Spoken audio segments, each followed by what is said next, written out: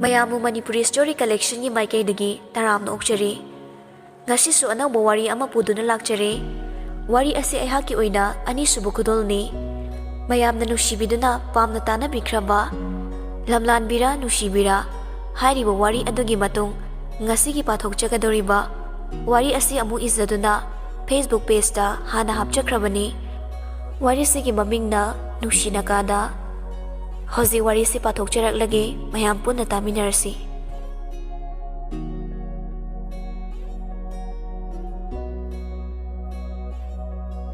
Maikay khudingmak imam mamli. Nonglay nushid akhag arawsu lepalaite. Ahing adugi masaktu akibagi masakni. Arapada uriba lautang sang aduda ngaliba mayngal du khaktani.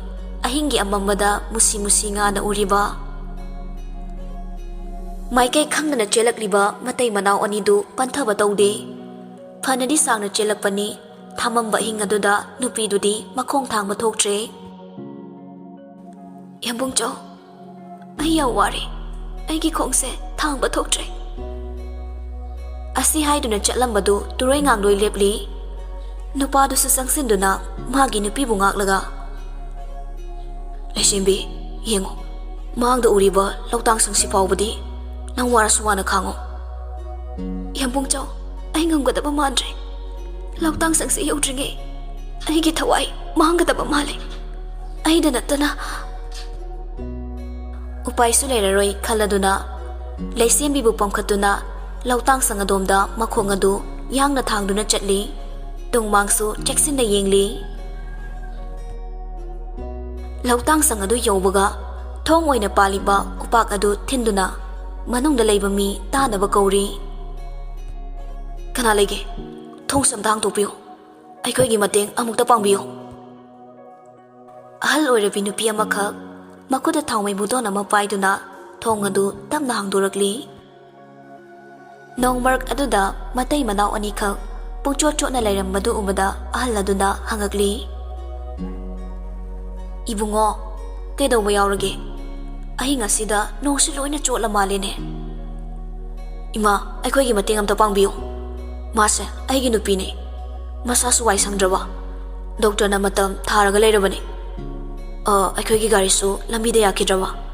Aikoygi upay litre. Lesimbi wana khangli. Makhong na fanasang na nong marakta chelakpaga. Masado wabahin man kibana gyan mangkre. Madu ubada pakhana magi nupibu masanom duna kauri. Lesimbi, si mitpango. Nang kaysu tawroy. Ahala dusa pakhatna ifing-fing na hayrakli. Ibungo, tintharabadi apabo oiroy. Kudong thibasu nang bayay. Lao, manang datu na pusansi. Lautang sang manung aduda, lesimbi bu pusilagtuna, pamung mathagtuda hifalli. Ahala duna. Ibungo, mapanang hiyakta laybiyo. Mahaki nupibo, amuktang nushine yenglamlaga mapanda thorakli. Pocketagi mobile do, maraga, lautholaga yenglubada, mathasa na machinda soli. As, sidi loina chole, kamdone.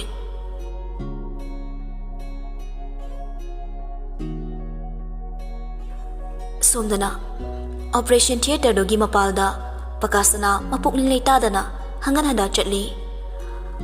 Pungkhay mapazilakpadudadi, masado pakhatpasu phawrakli. Operation do loiramdana, mafamadu thadoklaga chatpasu yada, tawfong khangnana layri. Ngayak wakal tawraba tungda security singduda ningthina cheksinna sinaramlaga. Kanasu khangandana, matomta kardo thawdurakli.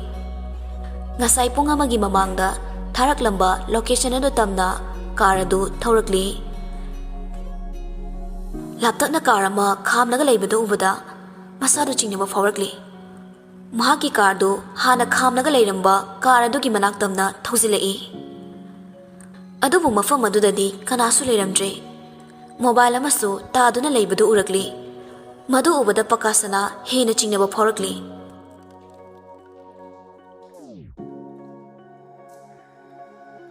Lautang sang adudana lesimbi ona thoina khangli.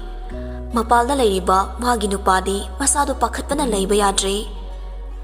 Minutes kharagi matungda law khonglamba khonjel adusu tarakidre. Thongdu tapna hangdoraktuna ahal aduna mabu kaushilai. Ima, isorgi thauzadagi tekta kaiduna ichana pama phangzare. Charangna rangairamba maithong harau tayamba namhot sinkre. Punsida asuk nungaiba mikop laklaroi khalli. Adubu thangnaba mikopta kari thoklagaba haina mi paibasu pharokli. Mafam aduda mahak kuina panthaduna leibasu yaba nate. Ahal adugi makhutu paiduna imungda pusilagli. Thonggi pona adusu chetna lonsili. Tauriba matau aduda ahal adudi tangak yengduna leiri. Nungsiraba machaduga punna hiplibi mahaki manakta tamna changsiladuna phamthari. Laisembi naufe tawna hairagli. Yambungcho, ichase nungsitra. Taibang mapuna chanbiduna nushiraba icha nupa ama pinabire. Noklama minongtu khangan hanjinkre. Adubo ai mi pai. Aigi thawai mangbadi ai chingnaba leite. Adubo mama aigi ithadagi nushiraba ichase setuna pokrabadi. Laisembi karigi dumna thawna hantaribano. Nangna gapa paksadi thawna layo. Sanariba wari pumba ahal adu ngakna tari marakta thatlubasu tawde. Khanghaudana sangi thong adu thilakli. Wari sanaramba ani tumina leinai pakhatnasu yengnari. Ahal adusu karino haina khalli. Laisembi machanupabu chena konsilli. Thong adusu thinba lepte. Kana lege thong sam thangbiyo. Matai manao anima ngakna yengnai. Nupaduna puhawalaga thongdu hangli. Mapanda leplamniba nupadu bada waramba wakhal pumang mangkre. Harauna nidu konsinai. Pakasana mananglomda changaktuna thongdu lonsinli. Pakasana na mafam asida nangbu leramgani khangduna nangbu thirakpani. Makoinasu soidana khangkini. Itaw, masi aigi laibakni. Kaisu leitaba famsigidamok ai buhat ke thorangba. Adusu aigi marimakna. Moi tabu nungaijarabudi khalaga isagi kaisu khandana makhoi damo honakibani. Kaisu leitaba famsigidama aigi yambana ai buhat ke thorangba. Itaw lan bulandradi so leibani. Itemside. Nakanda laiba phamung aduda makhut thilli. Laisembi makokta phirung phirang khumlaga apikpa machadu chena konbadu uraga Pakasana ngakna hairei. Itaw angangse. Mani itaw aigi sanupa ama phangzare. Pakasana su harawa phangzai. Pumnamukse mahangda lepliba imasigi thauzaldagine. Pakasana na imagi thauzaldagi ngasi sanupase tekta kaidana taibung phongna hanbire. Ahal adudi hausiksu gyan tadri. Pakasana mahaki mataudu khangladuna Imana minushi utpikiba miyoy anise. Achamba miyoy nati. Laibak asigi chahi nauriba laingakloi. Arki puthiba haibaduni. Aduga itemsisina laisimbi haibaduni. Imagi thauzaldagi isanupase tekta kaidana phanganbire. Wahai singsi haibalorakpaga mapi ira cheli. Karina laman singani. Singba ngamloidaba laman amadi tonsinjare. Wahai singdu tabada mangum thoklare. Ngasai makai munna yengsiludabani. TV da paucheda toine yauriba pumnamakna magi minushi thauzaltabu singthanariba yamna chahi nauriba minister puthiba amadi mahaki loinabi laisembini. Ahal suoibana leibaki thaudo wathoka hena khangziludabani. Masu mayamna khazingangnaba sona maduda masak mamingdi khangli. Adubu ngasi asigumba thaudoksi thokani haiba mangda fawba mangludabana. Mahaki mallaba khangpok sangasida atithi oiduna changsafam laurabani khangbada haraubana loire. Karigi laman tonbano sebadi aina watlabani khangzadabana thagolon watkre. Puthibana ima adumna haibigano. Ima leiramdrabadi ngasi aigi sase taibong mangfaungnaramdabasu yayi. Puthiba Pakasana do ansinduna hairagli. Itaw matam leitre. Mahang nei khoi pasoidana thiramgani. Maikei khudingmak magi mi ngaktani. Karigumba khangkiba thoklaba aigi hingfam leiroi. Isagi thawai mangrani. Adudi hausi kamdogani. Maikei khudingmak mahagi mi ngakta ngaikrabani. Khudongthibadi mayongnaba soraroi. Puthiba mahagi nupida nuksina yengli. Manakta tapna changsinduna khuru leibang tana famli. Makhut yetuna machagi makokta nuksina nanbi. Aduga makhut namana leisembigi machabu koliba makhut adu chena paisilakli. Leisembi yamungjo isa se nuksiko. Ichadagi henba kanasu leiti. Isagidamak nang kay tawba ngamgani. Isagidamak oirabadi ay khudingmak ngamgani. Maigi komda chongsilu hairabaso. Isagi ay fatnabu oirabadi ay chingnaba laita chongthagani. Ay thawai pamode. Isabutik ta kahendabana ay khoigi thawdangni. Puthiba tamna hogolanglaga pakasanagi makhong mayada horukunduna makhut ani lonaraga. Ay ni taw natana kanasu thajadre. Ay gi chagi punsi nafamda sinajage. Isagi thawai amukta kanbiyo. Mapiduso tup tarakli. Leisembi machabu konduna kapli. Pakasanaso mahaki marupki matawdu yengma ngamdraduna makhut paidun hogatli. Tawhide adumna tawgano. Angangase ay gisu isane. Itaw angangase ay gisane khanglabadi. Isagi thawai suidana manglani. Aduna itaw ay gisase nasasakna kanasu khangana nakonbiyu ko. Makoy ahum punna kapminay. Pakasanaso matawbu kanjanaba upay leite. Puthiba leisemigi manakta sangsilaktuna. Leisembi kadayno isado piraklo. Leisembi machabu mathadagi lauthokpa ngamde. Pirangtana chotlaba mamit aniduna nushiraba machagi maithongbu ningamdana yengli. Apikpa machadugi mamayaduda nushina chupli. Puthibasu awaba pumba khangladuna. Leisembi kadainone isado sinaraklo matam leitre. Leisembisu mathadagi angangdu langtholaduna mahaki mapuroibada sinarakli. Pakasana angang adubu chena koli. Tanjaduda pakasanagi fonda kola malakli. Mahaki private secretary oirambaduda phone adu satpaikhatli. Phonedudagi hairakliba wahisingdu tabada pakasana humang kangli. Mahaki matawduda puthiba chingnaraduna.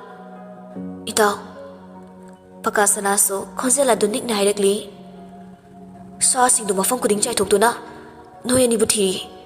Maraksida aibusu makoina chingnare. Pibana haibada makoi mafamsida sudane yorani. Pawase confirm oire. Waisingdu tabada puthiba leiba yaraktre. Itaw nang chalo. Ichase pukro. Imasisu mafamsida leirabadi khudongthiba nangani. Nang chalo. Aigi sase nafamda sinarabani. Leisembi kaplag hairakli. Pakasana aigi chase nangna cheksina senabiyu ko. Puthibana itaw chalo imasi pukro matam leitre. Pakasanana khudong thirani khanglama mafamsida marupu thanamlaga aina karamda khongsi thangduna chatpa ngamgani. Makoigi warinduda ahal nupidudi khara makhaini khanglabani.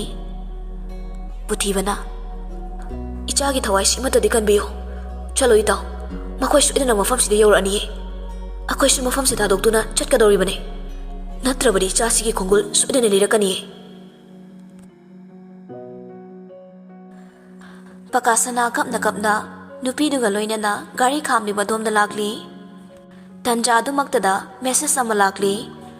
Phone adu tafing paiduna message tu pari. Mamit mana chap yongkre. Makhongdu thuna yangna thangduna gari thamfam adomda cheli. Ahal nupi adusu magi matung inarakli. Pibana talakpa lambi adomda gari du speed yangna thoroktuna corner amada laishili. Mongsong amada car do 1000 duna khamli. Car gi light pumba loina muthatli. Minutes kharagi matung gari mari thoroktuna mafam aduda khamli. Amuba ngaktu setpa nupa mari car amadagi kumtharaktuna mafam adwaida hangat handa chatli. Mafam aduda hauriba I pambising ado mi amagi left ani ahum hena wangba ngaktu oi. I maraktuda lotuna khamliba car adomda nupa ama tamna sangsilakli. Ahal nupi ado pakhatpa phaurakli. Pakasana mahaki mataw aduda ꯀꯩꯁꯨꯝꯇ ꯇꯧꯔꯣꯏ ꯇꯨꯃꯤꯟꯅ ꯂꯩꯌꯨ ꯍꯥꯏꯗꯨꯅ ꯏꯪꯒꯤꯠ ꯇꯧꯔꯛꯂꯤ꯫ ꯑꯄꯤꯛꯄ ꯃꯆꯥꯗꯨ ꯀꯞꯀꯗ꯭ꯔꯥ ꯍꯥꯏꯅ ꯍꯨꯃꯥꯡ ꯀꯥꯡꯂꯤ꯫ ꯅꯨꯄꯥ ꯑꯗꯨꯅ ꯃꯈꯣꯏꯒꯤ ꯃꯅꯥꯛ ꯌꯧꯔꯝꯗꯥꯏꯗ ꯑꯇꯣꯞꯄ ꯅꯨꯄꯥ ꯑꯃꯅ ꯀꯧꯔꯛꯏ, ꯑꯁꯣꯝꯗ ꯂꯥꯛꯅꯕ ꯇꯧꯔꯣ꯫ ꯅꯨꯄꯥꯗꯨꯁꯨ ꯊꯨꯅ ꯆꯦꯟꯈꯤꯗꯨꯅ ꯒꯥꯔꯤꯗꯨ ꯀꯥꯈꯠꯂꯒ ꯊꯧꯈ꯭ꯔꯦ꯫ ꯄꯀꯥꯁꯅꯥ ꯑꯃꯗꯤ ꯑꯍꯜ ꯅꯨꯄꯤ ꯑꯗꯨ ꯁꯣꯔ ꯆꯥꯅꯤꯡ ꯇꯥꯅ ꯍꯣꯟꯗꯣꯛꯂꯤ꯫ ꯑꯍꯜ ꯅꯨꯄꯤꯗꯨꯗ ꯑꯉꯥꯡꯗꯨ ꯄꯤꯔꯒ ꯒꯥꯔꯤꯗꯨ ꯑꯃꯨꯛ ꯊꯧꯗꯣꯔꯛꯇꯨꯅ ꯍꯣꯁꯄꯤꯇꯥꯜ ꯇꯝꯅ ꯂꯥꯛꯂꯤ꯫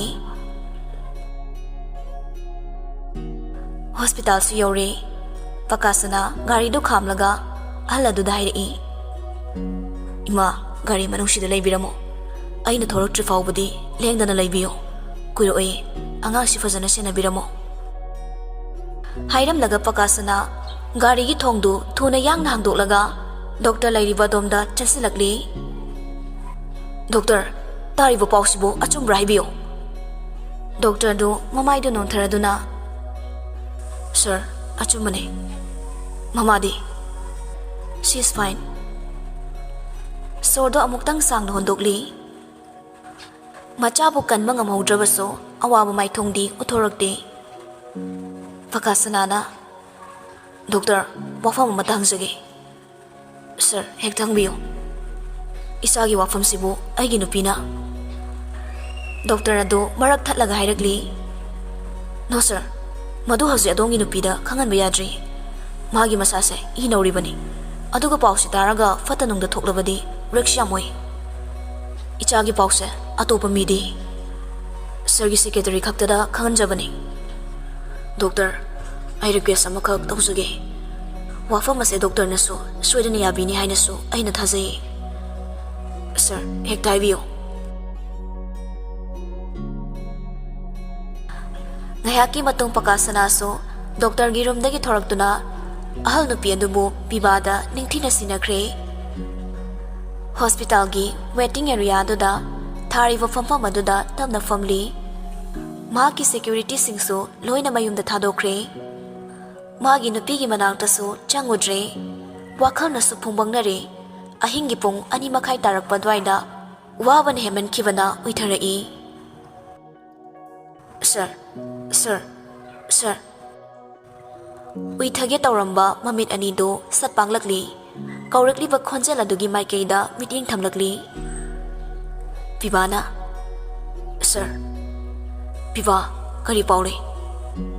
ꯄꯤꯕꯥ ꯃꯉꯛꯇꯨ ꯇꯞꯅ ꯅꯣꯟꯊꯔꯒ ꯍꯥꯏꯔꯛꯂꯤ, ꯈꯟꯕꯗꯨꯃꯛ ꯆꯨꯝꯂꯤ꯫ ꯃꯈꯣꯏꯒꯤ ꯃꯈꯨꯠꯇ ꯇꯥꯈ꯭ꯔꯦ꯫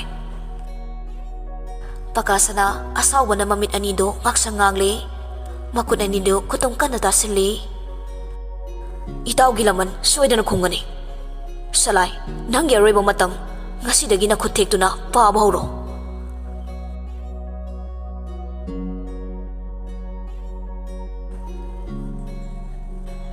ꯆꯍꯤ 10ꯒꯤ ꯃꯇꯨꯡꯅꯤ꯫ ꯉꯁꯤꯒꯤ ꯃꯥꯂꯦꯝꯁꯤꯗ ꯑꯩꯈꯣꯏ ꯄꯨꯟꯅ ꯈꯨꯟꯗꯥꯃꯤꯟꯅꯗꯨꯅ ꯉꯁꯤ ꯐꯥꯎꯕ ꯑꯐꯕ ꯆꯥꯎꯈꯠꯄ ꯈꯨꯟꯅꯥꯏ ꯑꯃ ꯂꯤꯡꯗꯨꯅ ꯂꯩꯔꯤꯕꯅꯤ꯫ ꯄ꯭ꯔꯤꯊꯤꯕꯤꯒꯤ ꯆꯥꯎꯈꯠꯂꯕ ꯀꯣꯟꯇ꯭ꯔꯤ ꯀꯌꯥ ꯍꯥꯏꯕꯗꯤ ꯖꯄꯥꯟ, ꯑꯃꯦꯔꯤꯀꯥ, ꯗꯦꯟꯃꯥꯔꯛꯅꯆꯤꯡꯕ ꯂꯩꯕꯥꯛꯁꯤꯡꯅ ꯆꯥꯎꯈꯠꯂꯤꯕꯁꯦ ꯃꯍꯩ ꯃꯁꯤꯡ ꯅꯤꯡꯊꯤꯅ ꯍꯩꯕ, ꯃꯁꯥ ꯃꯁꯥꯅ ꯄꯥꯝꯖꯕ ꯂꯝꯗ ꯊꯋꯥꯏ ꯍꯛꯆꯥꯡ ꯌꯥꯎꯅ ꯍꯣꯠꯅꯖꯕ, ꯂꯤꯡꯖꯦꯜ ꯃꯥꯟꯅꯕ ꯑꯃꯗꯤ ꯃꯈꯣꯏꯒꯤ ꯂꯨꯆꯤꯡꯕꯁꯤꯡ ꯃꯇꯤꯛ ꯆꯥꯕ ꯉꯥꯛꯇ ꯑꯣꯏꯔꯤ꯫ ꯑꯩꯅ ꯍꯥꯏꯖꯅꯤꯡꯕꯗꯤ ꯑꯐꯕ ꯑꯑꯣꯟꯕ ꯈꯨꯟꯅꯥꯏ ꯑꯃ ꯑꯣꯏꯍꯟꯒꯦ ꯍꯥꯏꯔꯕꯗꯤ ꯂꯤꯡꯖꯦꯜ ꯃꯥꯟꯅꯕ ꯇꯥꯏ꯫ ꯍꯧꯔꯛꯂꯤꯕ ꯅꯍꯥꯔꯣꯜ ꯁꯥꯇ꯭ꯔꯁꯤꯡꯅ ꯃꯍꯩ ꯃꯁꯤꯡ ꯅꯤꯡꯊꯤꯅ ꯇꯝꯂꯒ ꯂꯩꯕꯥꯛꯀꯤ ꯑꯆꯧꯕ ꯐꯝ ꯄꯥꯏꯗꯨꯅ ꯑꯆꯨꯝꯕ ꯃꯥꯏꯀꯩꯗ ꯂꯩꯕꯥꯛ ꯉꯥꯛꯄ ꯉꯝꯂꯕꯗꯤ ꯑꯐꯕ ꯆꯥꯎꯈꯠꯄ ꯁꯃꯥꯖ ꯑꯃ ꯑꯣꯏꯍꯟꯕ ꯉꯝꯒꯅꯤ꯫ ꯋꯥꯍꯩ ꯈꯔꯁꯤ ꯊꯝꯖꯔꯒ ꯃꯌꯥꯝꯗꯒꯤ ꯕꯤꯗꯥꯏ ꯂꯧꯖꯔꯤ꯫ ꯇꯤꯜꯂꯤꯕ ꯃꯤꯌꯥꯝꯗꯨ ꯈꯨꯕꯥꯛ ꯍꯧꯅ ꯈꯨꯔꯛꯂꯤ꯫ ꯊꯥꯒꯠꯆꯔꯤ ꯁ꯭ꯔꯤ ꯑꯥꯔ ꯀꯦ ꯄꯀꯥꯁꯅꯥ ꯆꯤꯞ ꯁꯦꯀ꯭ꯔꯦꯇꯔꯤꯕꯨ ꯉꯁꯤ ꯏꯖꯨꯀꯦꯁꯟ ꯃꯤꯅꯤꯁꯇꯔꯒꯤ ꯐꯝ ꯄꯥꯏꯕꯤꯔꯝꯕ ꯏꯀꯥꯏ ꯈꯨꯝꯅꯕꯗ ꯃꯇꯤꯛ ꯆꯥꯈ꯭ꯔꯕ ꯁ꯭ꯔꯤ ꯑꯥꯔ ꯀꯦ ꯄꯨꯊꯤꯕ ꯑꯃꯗꯤ ꯃꯍꯥꯛꯀꯤ ꯂꯣꯏꯅꯕꯤ ꯑꯥꯔ ꯀꯦ ꯑꯣꯡꯕꯤ ꯂꯩꯁꯦꯝꯕꯤꯅ ꯂꯩꯈꯤꯗꯕ ꯆꯍꯤ 10 ꯐꯥꯔꯛꯄꯒꯤ ꯄꯥꯡꯊꯣꯛꯆꯔꯤꯕ ꯊꯧꯔꯝ ꯑꯁꯤꯒ ꯃꯔꯤ ꯂꯩꯅꯅ ꯃꯃꯜ ꯌꯥꯝꯂꯕ ꯋꯥꯐꯝ ꯈꯔ ꯊꯝꯕꯤꯔꯝꯕꯒꯤꯗꯃꯛ ꯄꯀꯥꯁꯅꯥ ꯒꯦꯁ ꯑꯣꯐ ꯑꯣꯅꯔꯒꯤ ꯐꯝꯐꯝꯗ ꯐꯝꯂꯤ꯫ ꯇꯥꯔꯛꯂꯤꯕ ꯃꯄꯤ ꯑꯗꯨ ꯍꯦꯡꯀꯔꯆꯤꯞꯇꯨꯅ ꯇꯩꯊꯣꯛꯂꯤ꯫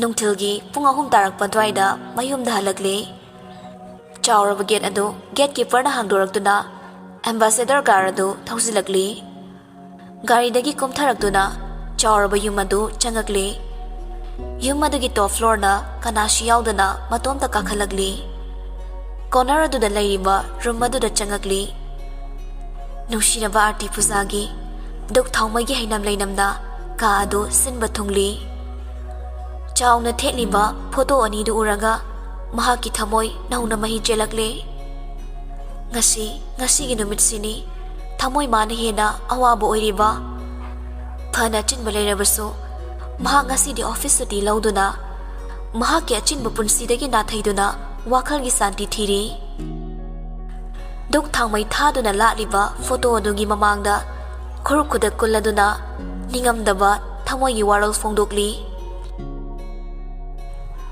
ꯆꯍꯤ 10 ꯐꯥꯔꯛꯂꯦ꯫ ꯅꯨꯡꯁꯤꯔꯕ ꯃꯔꯨꯞꯀꯤ ꯁꯛꯇꯝ ꯎꯔꯛꯇꯕ꯫ ꯂꯥꯏꯔꯝꯂꯦꯟꯗ ꯅꯨꯡꯉꯥꯏꯅ ꯂꯩꯌꯨꯀꯣ꯫ ꯃꯔꯨꯞꯀꯤ ꯂꯃꯟ ꯁꯤꯡꯕ ꯉꯝꯒꯅꯤ ꯊꯥꯖꯗ꯭ꯔꯦ꯫ ꯃꯄꯤꯗꯨ ꯁꯠꯇꯩꯊꯣꯛꯂꯤ꯫ ꯄꯨꯊꯤꯕꯒꯤ ꯅꯣꯐꯦꯠ ꯇꯧꯅ ꯊꯦꯠꯂꯤꯕ ꯐꯣꯇꯣ ꯑꯗꯨ ꯌꯦꯡꯂꯒ ꯍꯥꯏꯔꯛꯂꯤ꯫ ꯑꯗꯨꯕꯨꯅꯦ ꯃꯔꯨꯞꯅ ꯁꯤꯟꯅꯔꯝꯕ ꯐꯤꯖꯤꯒꯤ ꯃꯅꯤꯗꯣ ꯉꯁꯤꯗꯤ ꯃꯄꯨꯡ ꯃꯔꯩ ꯐꯥꯔꯦ꯫ ꯃꯍꯥꯛ ꯉꯥꯡꯅꯕꯗ ꯑꯋꯥꯕ ꯑꯃꯁꯨ ꯑꯣꯏꯔꯦ꯫ ꯅꯨꯡꯁꯤꯕꯅꯁꯨ ꯃꯤꯀꯨꯞ ꯑꯃ ꯐꯥꯎꯕ ꯂꯥꯞꯊꯣꯛꯅ ꯂꯩꯍꯟꯅꯤꯡꯗꯤꯌꯦ꯫ ꯏꯆꯥ ꯁꯅꯥꯗꯣ ꯃꯉꯥꯎ ꯊꯤꯈ꯭ꯔꯕ꯫ ꯃꯔꯤꯡꯖꯦꯜꯁꯨ ꯈꯥꯏ꯫ ꯑꯣꯏꯗꯕ ꯉꯥꯡꯕꯁꯨ ꯌꯥꯗꯦꯗꯣ꯫ ꯏꯆꯥꯗꯣ ꯃꯔꯨꯞ ꯂꯧꯏ꯫ ꯃꯣꯏ ꯁꯅꯥꯈ꯭ꯌꯥ ꯉꯥꯡꯂꯝꯕ ꯋꯥ ꯆꯞꯂꯦꯞꯇꯨꯅ ꯇꯨꯡꯍꯟꯗꯨꯅ ꯑꯣꯟꯊꯣꯔꯛꯂꯤ꯫ ꯃꯍꯥꯛꯀꯤ ꯅꯨꯄꯤ ꯄ꯭ꯔꯦꯃꯤꯂꯥ ꯊꯣꯡꯖꯤꯟꯅ ꯂꯦꯞꯇꯨꯅ ꯂꯩꯔꯝꯂꯤ꯫